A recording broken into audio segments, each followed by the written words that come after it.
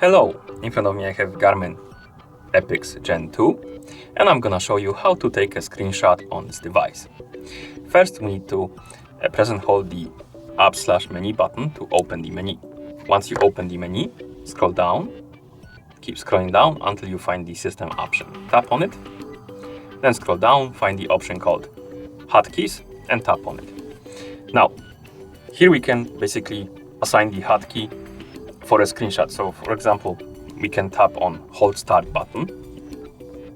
Now find the screenshot option, select it, and now when we hold the Start button, you will be able to take a screenshot. So press and hold the Start button, and boom, the screenshot has been taken. And you can assign it to different combinations right here if you want to. You have different hotkeys.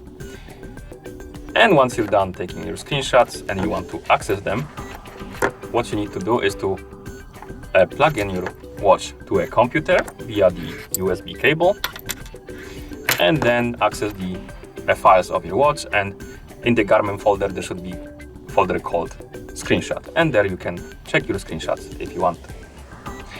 And that's how you take a screenshot on this device.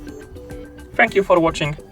If you found this video helpful, please consider subscribing to our channel and leaving the like on the video.